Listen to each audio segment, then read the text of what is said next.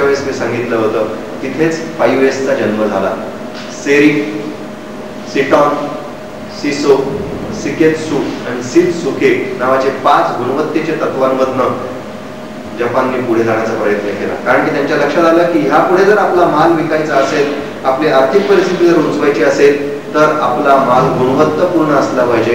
आणि गुणवत्तापूर्ण असण्याकरिता 5 तत्वांचं आचरण केलं पाहिजे. पण हे तत्व आचरणात आणत असतानाच त्यांना अजून एक तत्वाचा शोध लागला, आणि तो म्हणजे कैझेनचा. की बाबा जी गुणवत्ता आपण आणतोय ती नुसती एकदा मिळवली म्हणजे हात वर करतो माणूस. एकदा सफल झाला, एखादा यशस्वी झाला की त्याला असं वाटतं की आता मी आकाशालाच माझे हात टेकले, आता परत प्रयत्न करण्याची गरज नाही. पण कैझन तत्वज्ञानामधनं त्यांना कळलं की नाही, प्रयत्न हा सतत केला पाहिजे. यश ही सतत चालणारी प्रक्रिया आहे. इंग्रजीमध्ये आम्ही म्हणतो success is a continuous journey not a destination. हा सतत चालणारा प्रवाह आहे आणि हा सततच चालला पाहिजे. आणि चालण्याकरता सतत सुधारणा करत राहायला पाहिजे. म्हणून कैझनच्या व्याख्येमध्ये आजची लोकप्रिय झालेली व्याख्या आहे कंटिन्युअस इम्प्रूव्हमेंट. सतत सतत सुधारणा, सतत सुधारणा, सतत सुधारणा. म्हणून भारतामध्ये जेव्हा मारुती उद्योग आला, त्यांनी अनेक उत्पादनं दिले आहेत आज आपल्याला.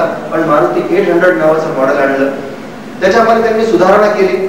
पेट्रोलची टाकी जी 800च्या मॉडेलमध्ये चौकोनी होती, झेर मध्ये गोल करून टाकली, हुड हाईट जरा बदललं, आतमध्ये कम्फर्ट लेवल वाढवून टाकलाय, एसीचा टेप रेकॉर्डरची क्वालिटी सुधारून टाकली, ब्रेकिंग सिस्टीम सुधारून टाकली, एअर कूलिंग सिस्टीम आतमधली जी आहे रेडिएटर मध्ये ती सुधारून टाकली. सुधारणा सुधारणा सुधारणा. आणि त्या गाडीचं नाव देऊन टाकलं त्यांनी मारुती झेन. आणि आज मारुती झेन मोठ्या प्रमाणामध्ये जगामध्ये विकली जाणारी गाडी आहे. अर्थात जपान्यांनी हे त्यांच्या रक्तामध्ये भिनवून टाकलेला विचार आहे की सतत सुधारणा करत राहायची, सतत सुधारणा करत राहायची. पण स्त्रोत कुठे? दुसरं महायुद्ध. बॉम्ब पडला नसता तर आजचा जपान आपल्याला बघायला मिळाला नसता. कदाचित कैझनचं आचरण सुद्धा झालेलं आपल्याला बघायला मिळालं नसतं.